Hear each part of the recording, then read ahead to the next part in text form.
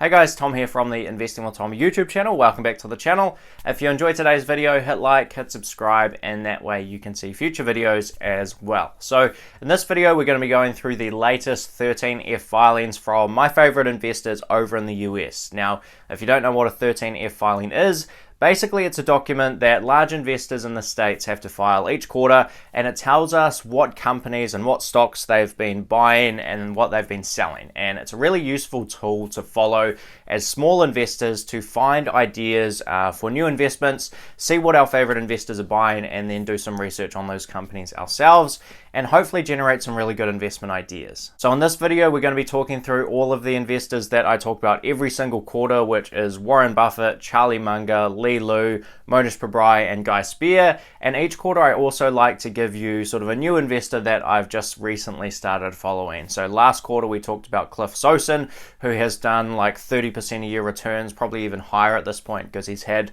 one very successful investment continue to do really well with Carvana. But this quarter we're going to be talking about Bill Ackman. Now, Bill Ackman has been around for quite some time at this point, but he's been getting a lot of media attention the last couple of months with his recent SPAC, and he's also had a really good last couple of years in terms of his investment returns. So we'll also be talking about Bill Ackman, but for now, let's just get straight into it. Now, if you see me looking down at all, it's just because I'm referencing my computer, so I apologize for that. But the first 13F we're going to talk about is our guy up here, Charlie Munger, and we're going to talk about his investments that have been made through the Daily Journal Corporation. Now, the Daily Journal Corporation doesn't represent Charlie Munger's personal portfolio or anything like that, which is bound to have large holdings in obviously Berkshire Hathaway and Costco, but these are big holdings and investments that Charlie Munger has made sort of on behalf of the Daily Journal Corporation. And it's really interesting in the fact that the Daily Journal Corporation business, if you look at something like their cash flow statement over the last few years, they've only been producing something in and around $1 million in free cash flow over the past couple of years, yet the business has a market cap of $400 million or so. And a significant reason for that is simply these stock holdings. Now, the crazy thing about this particular stock portfolio is it's really, really concentrated in basically two stocks, Bank of America and Wells Fargo. So Bank of America makes up about 54% of the portfolio, and Wells Fargo makes up about 40%. And both of these stocks were purchased in 2009 during the financial crisis and the last big stock market crash that we had.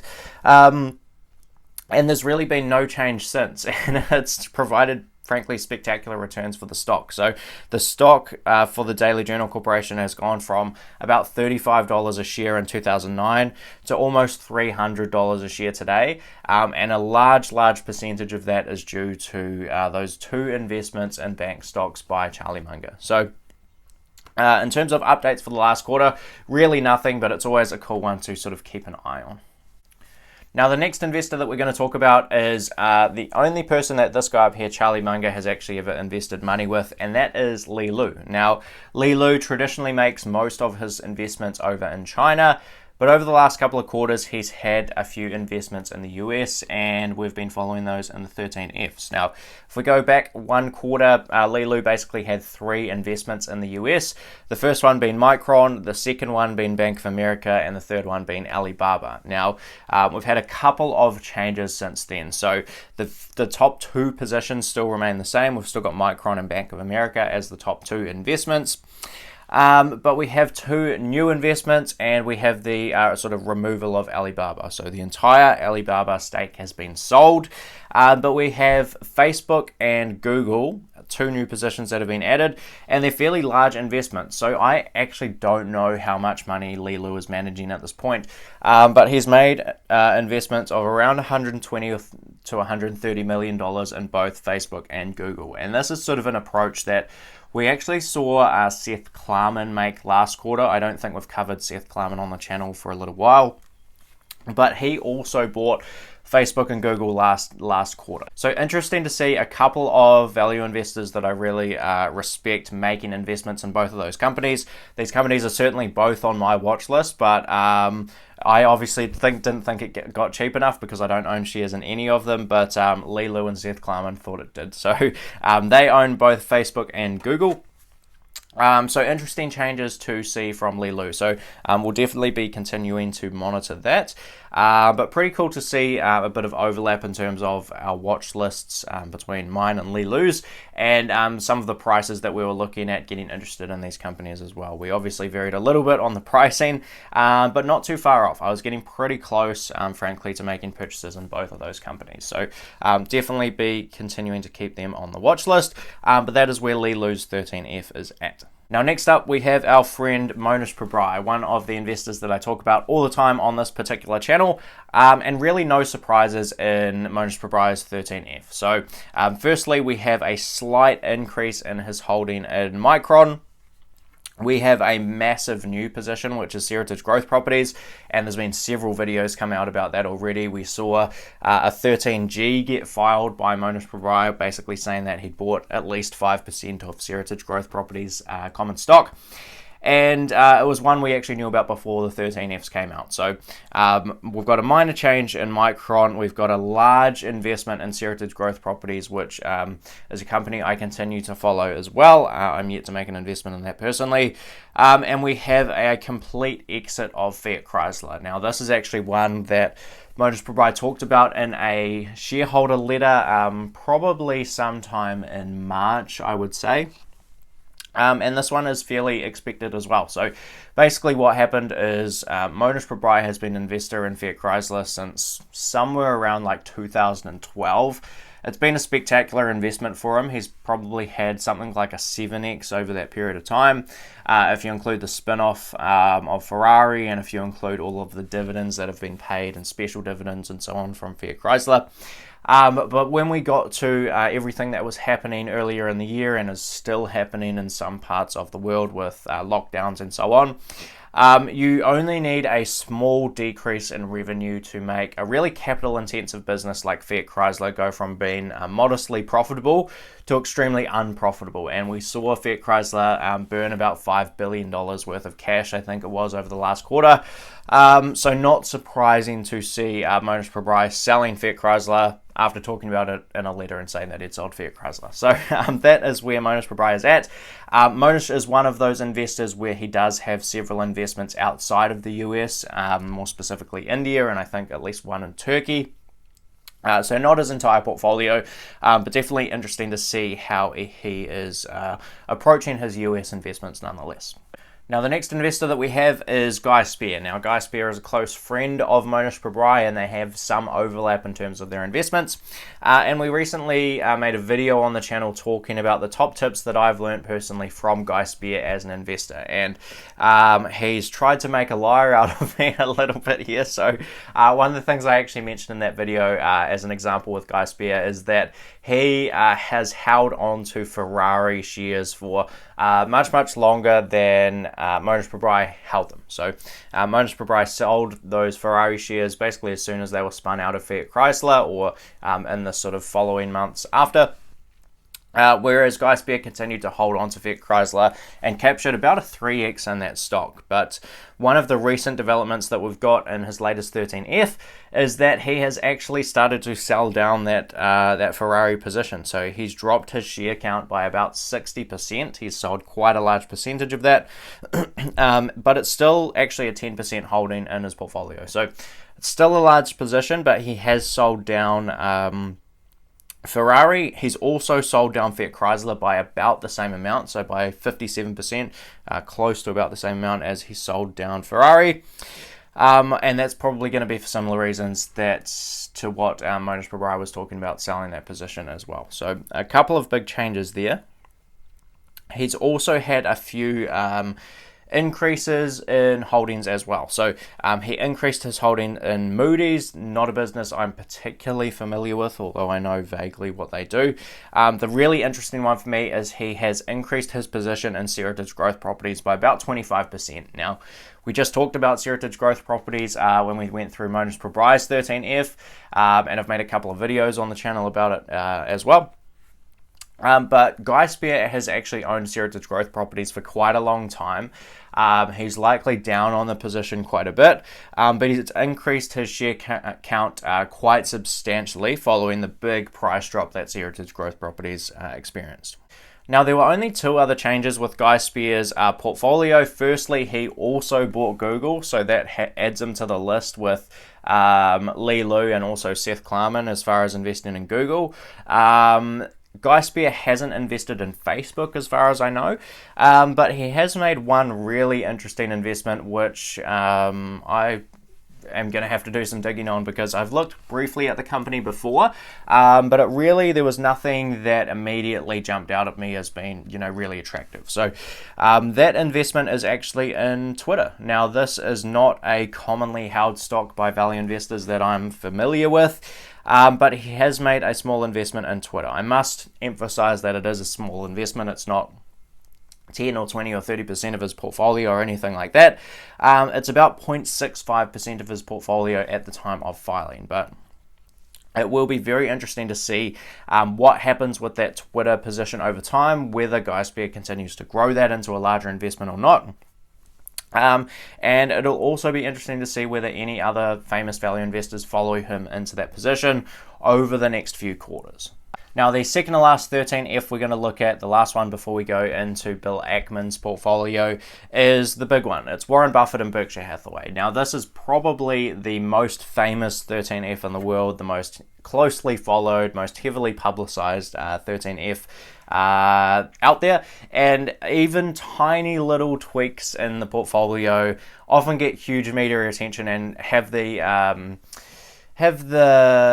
tendency to get blown out of proportion a little bit, I think, sometimes. But nonetheless, I'm going to give you my 2 cents on the whole thing. So I guess firstly, let's look through the top 5, or in fact top 6 positions for Berkshire Hathaway, because basically there's no change. Now, in terms of the Berkshire Hathaway stock portfolio, the first thing you have to understand is that Buffett runs a very concentrated portfolio. So in this particular portfolio, there are 51 stocks.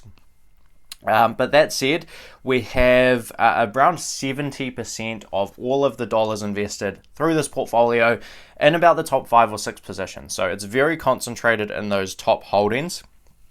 And then we have a lot of very, very small positions. And you also have to understand that Berkshire Hathaway is not just Warren Buffett's investment portfolio. It's Warren Buffett, yes, and that is almost guaranteed to be the large positions is from Warren Buffett directly. But we also have Todd Combs and Ted Wexler. Those are 2 money managers that now manage about $10 to $15 billion, I think it is at this point. And we also have all of the Berkshire Hathaway subsidiaries. So many of the insurance companies have stock holdings, and that also flows through to this Berkshire Hathaway 13F. So those are just a few things to keep in mind. If you see something weird pop up, especially if it's a small position, it's very often actually not Warren Buffett's investment idea. So in terms of the top 6 holdings from Berkshire Hathaway, we have absolutely no change at all. Really the big things for me from this particular 13F is we have a lot of reduction in the financial holdings of Berkshire Hathaway and the financial companies. So in the banks and the credit card companies. So if we just sort of look through the 13F, we have a 26% reduction in Wells Fargo. We have a big reduction in US Bancorp. We have another reduction in Bank of New York Mellon. We have a reduction in JP Morgan. And we also have a reduction in Visa. So there's a lot of companies in there that have anywhere from about a 3% to about a 60% reduction in the core holding in each of those companies. Now, the reason I find that really interesting is because that was largely a little bit of a basket bet for Warren Buffett and Berkshire Hathaway. In other words, he sort of saw that the financial sector as a whole, in his opinion at least, was particularly undervalued. A little bit like how he invested in the airlines. He didn't necessarily just pick one or pick 2. He invested in that sort of broad industry, I guess. So interesting to see him kind of reversing on that investment decision. That said, he has been acquiring shares in Bank of America, as far as I know. It's not in this 13F, but it has come out in filings because he is such a large investor in Bank of America as well. Now, I just want to spend a couple of minutes talking about the one that has gotten all of the media attention from this 13F, and that is a $563 million investment in Barrett Gold. Now, Barrett Gold is a gold mining company. If you've followed Warren Buffett for any substantial period of time, you'll know that he is not a investor in gold, or at least physical gold, as sort of a hedge to inflation or a store of value or a good long-term investment or anything like that. He's been very publicly outspoken that productive assets will kill a non-productive asset like gold over a long period of time.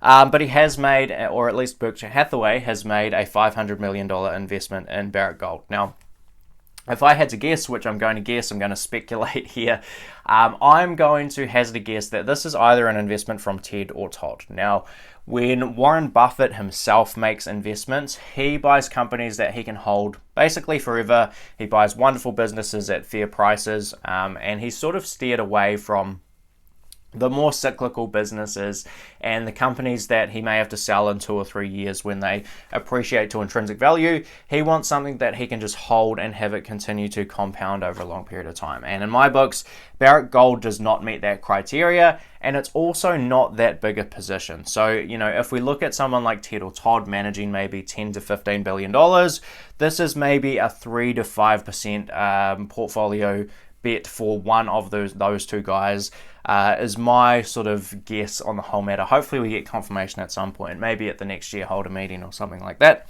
But that's my thoughts. That's kind of my opinion on the whole Barrett Gold investment. I don't think Warren Buffett has suddenly changed his mind or changed his position on investing gold and gold miners for that matter.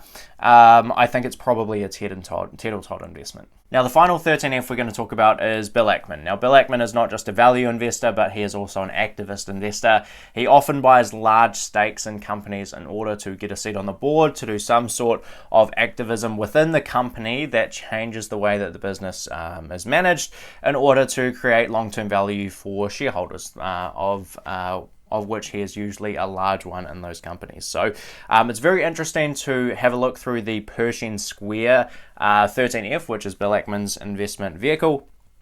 And again, we've got to keep a couple of things in mind here. So Bill Ackman does also keep some money in cash. He also runs a short book, and he's not completely averse to investing in options and credit default swaps and all sorts of fancy things like that as well. One of which he recently got a 100-bagger earlier this year, which was very well publicized as well. So in terms of the core sort of long positions for Pershing Square, it's a pretty cool portfolio to look at because of its simplicity. We've only got 10 stocks in this list, and 3 of them have been entirely liquidated in this last quarter. So we really only have 7 long positions remaining in the Pershing Square portfolio. And if we just go through the top positions here, we have a lot of the weight really in the first few. We have to, because we don't have that many stocks. Now, the biggest position in the portfolio is Lowe's. It's a position that Bill Ackman has held since the second quarter of 2018, and he actually added very slightly to it, so about a 3% increase in that holding.